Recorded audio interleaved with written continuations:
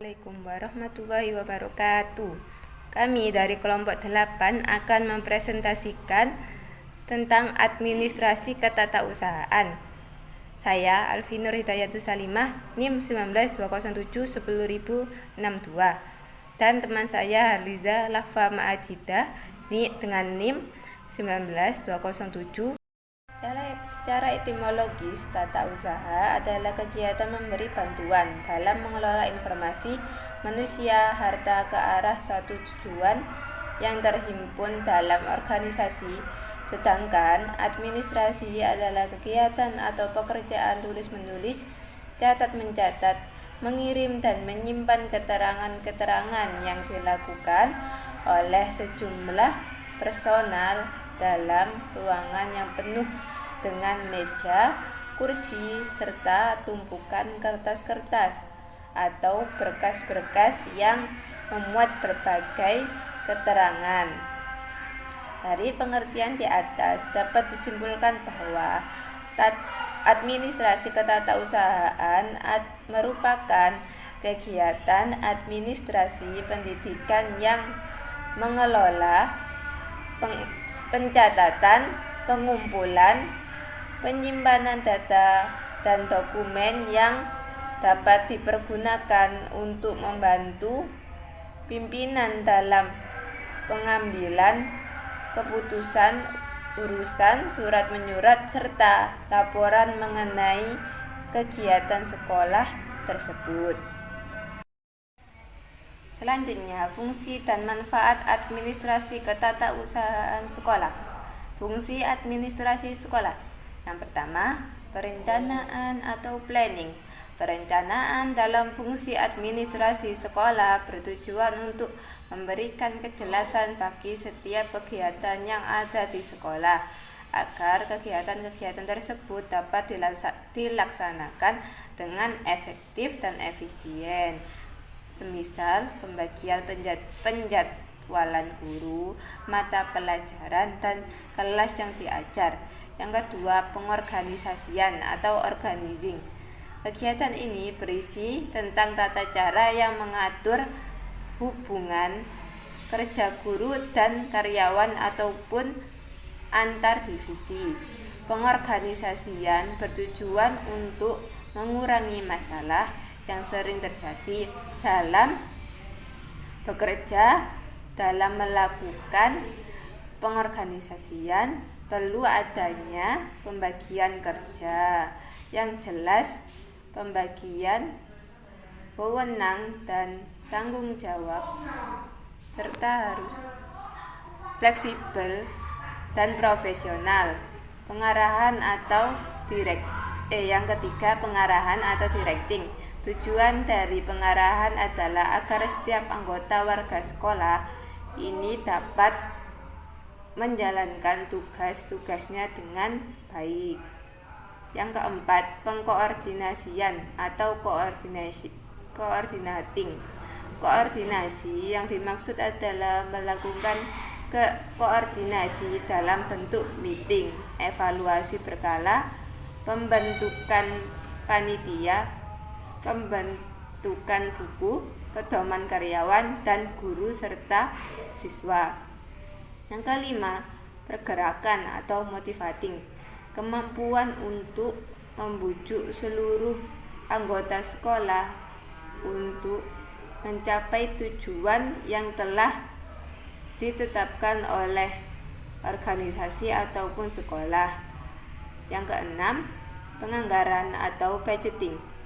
Kegiatan ini terdiri dari pertama, perencanaan biaya yang akan keluar dalam kegiatan operasional sekolah seperti pembayaran karyawan, pembayaran biaya listrik dan internet.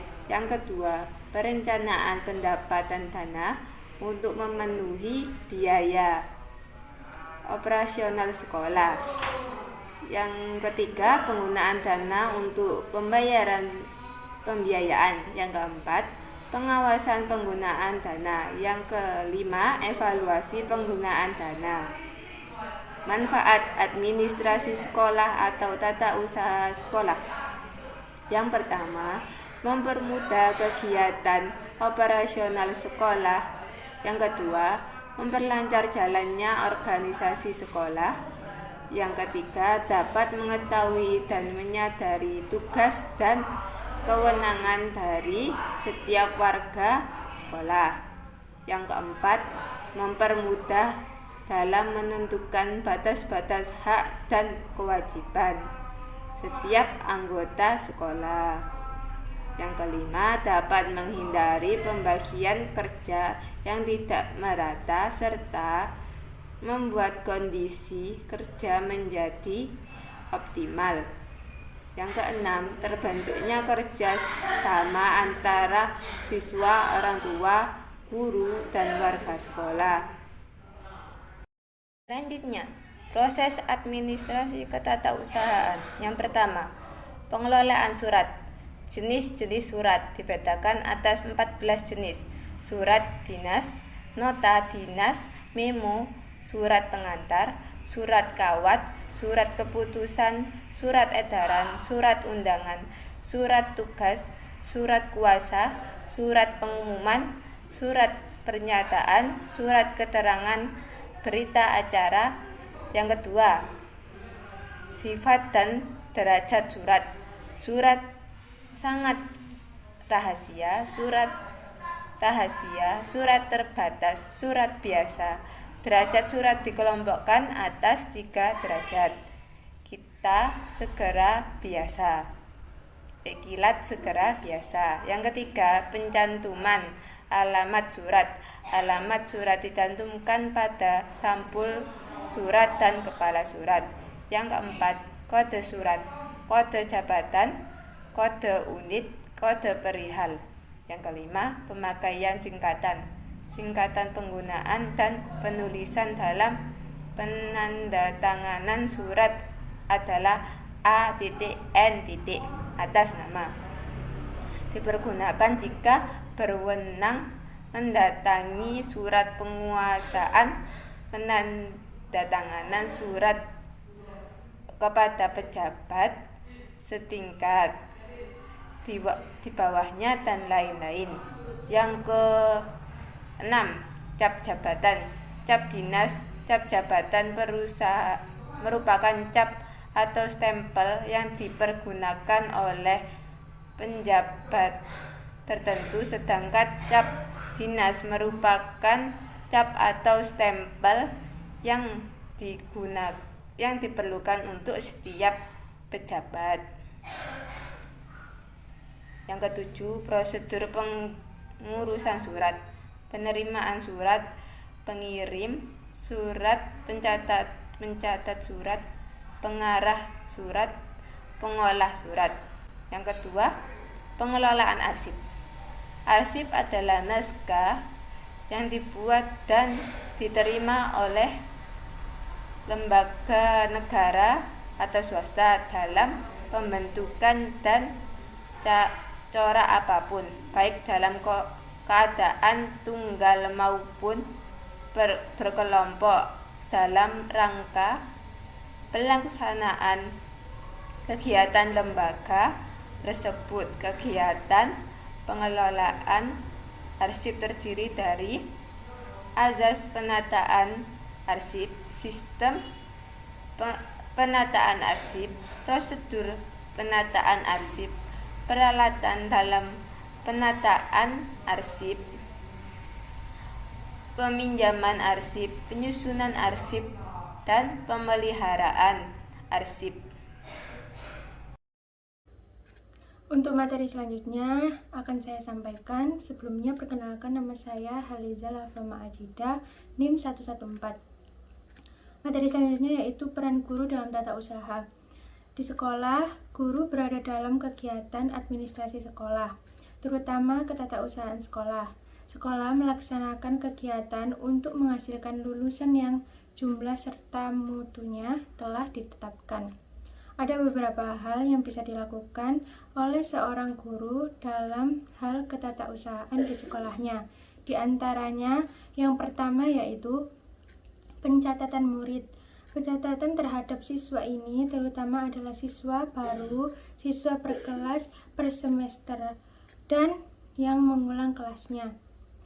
Pindahan serta jumlah siswa yang keluar karena lulus atau bahkan karena drop out.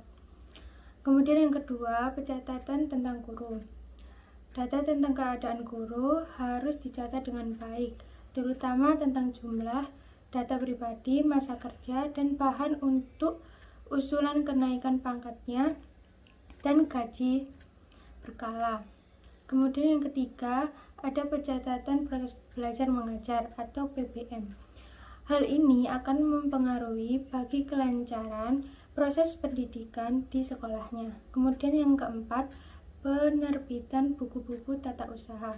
Mengingat kegiatan komunikasi lembaga pendidikan baik secara lisan maupun tertulis dengan pihak luar dan dalam lembaga pendidikannya, komunikasi dalam bentuk tertulis dilaksanakan melalui surat, telegram, nota, dan lain-lain, sehingga perlu penerbitan surat menyurat ini, baik surat masuk maupun surat keluar.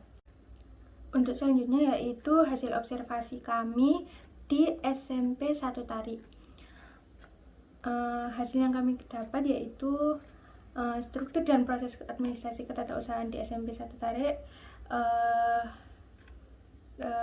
terdiri dari beberapa uraian. Yang pertama yaitu satu, ada kepala tata usaha atau bisa disingkat dengan KUR TU, yaitu yang tugas pokoknya melaksanakan ketatausahaan sekolah dan bertanggung jawab kepada kepala sekolah. Kemudian uraian tugasnya menyusun program tata usaha sekolah, mengelola administrasi kepegawaian dan kesiswaan, kemudian membina dan mengembangkan karir pegawai tata usaha, serta menyusun dan penyajian tata sekolah dan menyusun laporan pelaksanaan kegiatan pengurusan ketatausahaan secara berkala. Kemudian yang kedua ada administrasi kepegawaian, yang tugas pokoknya yaitu mengisi buku induk pegawai dan membuat daftar prediksi kenaikan tingkat atau golongan gaji. Kemudian uraian tugasnya ada mendata identitas pegawai dan keluarganya, membuat program kerja, membuat analisis kebutuhan guru dan pegawai, kemudian mengusulkan asuransi dan membuat penilaian kinerja pegawai. Untuk yang ketiga yaitu ada administrasi kesiswaan. Tugas pokoknya yaitu melaksanakan administrasi kesiswaan. Uraian tugasnya ada membuat daftar nomor induk siswa, mencatat pendaftaran siswa baru, kemudian mendata identitas peserta didik, kemudian mendata presensi kehadiran siswa, mendata dan menyimpan rapor siswa, kemudian ada membuat surat panggilan orang tua siswa, mencatat mutasi siswa masuk dan keluar, dan mendata prestasi siswa. Kemudian yang terakhir yaitu yang keempat, administrasi umum. Administrasi umum ini tugas pokoknya adalah melaksanakan administrasi umum. Kemudian uraian tugasnya yaitu menyusun rencana dan program kerja tahunan, kemudian mencatat surat masuk dan keluar, kemudian menyimpan arsip dan menyampaikan surat, dan menata arsip dan surat, kemudian melayani peminjaman arsip surat dan dokumen lain sesuai ketentuan, kemudian menyiapkan data pendukung mutasi pegawai, dan lain sebagainya. Sekian presentasi dari kami, kurang lebihnya kami mohon maaf. Kami akhiri. Sebelumnya jika memang ada yang ditanyakan, monggo ditanyakan. Kurang lebihnya sekali lagi saya mohon maaf. Wassalamualaikum warahmatullahi wabarakatuh.